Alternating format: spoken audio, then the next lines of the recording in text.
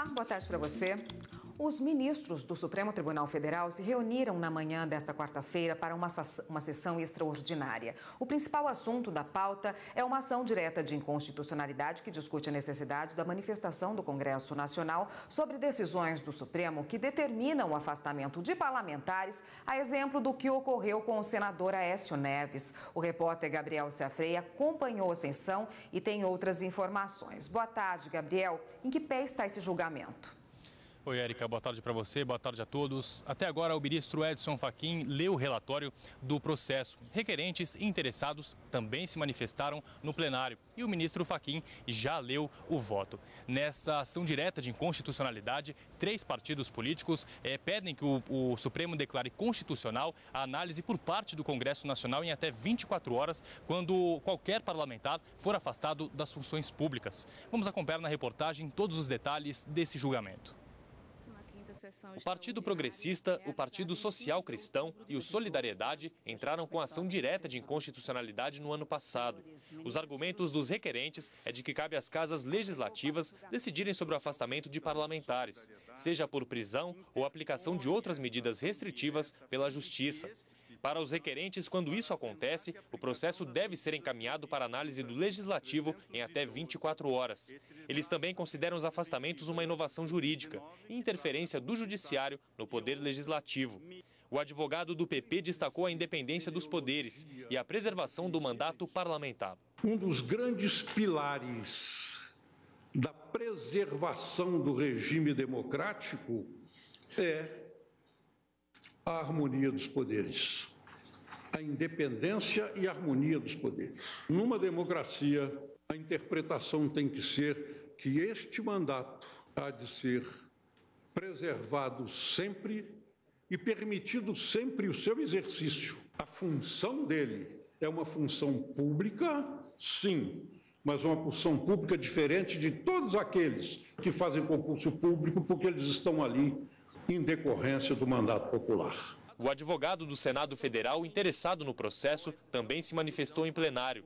Defendendo a tese apresentada pelos partidos, ele citou o Estatuto dos Congressistas, que impede o afastamento das funções públicas por determinação judicial. Não é apenas a prisão, mas qualquer medida constritiva que impeça o livre desempenho do mandato parlamentar não pode ser aplicado contra o parlamentar, ressalvada a única exceção quista pelo Constituinte. Qual é a exceção? A prisão em flagrante por crime inafiançável. Nenhum dos órgãos é maior que o outro. O Senado não é maior que o Supremo não é maior que o Senado da República. Todos nós devemos obediência ao único ente de soberania, a Constituição da República. Outros 2 interessados na ADI também se manifestaram. A Câmara dos Deputados e a Presidência da República, por meio da Advocacia Geral da União. Falando como advogado da Câmara, o deputado federal Evandro Bussi defendeu a imunidade parlamentar. A imunidade formal de que trata o artigo 53, parágrafo 2º da Constituição, não tem caráter subjetivo. Não quis o Constituinte impedir o vexame pessoal, individual do parlamentar com a prisão. O aspecto dessa medida é objetivo, não visa, portanto, preservar a pessoa do parlamentar, mas visa preservar o parlamento como instituição, a representação popular e a sua legítima e o seu absoluto funcionamento. Já a AGU se manifestou pelo respeito à Constituição Federal e pela possibilidade de prisão de parlamentares somente em flagrante de crimes inafiançáveis. Tamanha a força da imunidade parlamentar para o Poder Legislativo e os seus desdobramentos para o congressista, que sequer se permite que se tenha qualquer renúncia por parte do congressista à imunidade parlamentar. É garantia, sim, dirigida e conferida ao Congresso Nacional e que se projeta em 2 dimensões: a imunidade material, relativa às manifestações e aos pronunciamentos, e a imunidade formal, essa imunidade que gera a incoercibilidade pessoal dos congressistas, que só poderão sofrer prisão numa única e singular hipótese, na situação de flagrância em crime inafiançável. Após as sustentações orais, o relator do processo, o ministro Edson Fachin, iniciou a leitura do voto. Ele citou jurisprudência do Supremo, mencionou que a imunidade não pode ser confundida com a impunidade. Disse também que ela não pode ser utilizada para delinquir. O ministro Edson Fachin ressaltou ainda que o poder concedido ao Congresso para assustar a ação penal envolvendo parlamentar deve ser interpretado de forma restritiva. Vamos ver então um trecho do voto do ministro Edson Fachin.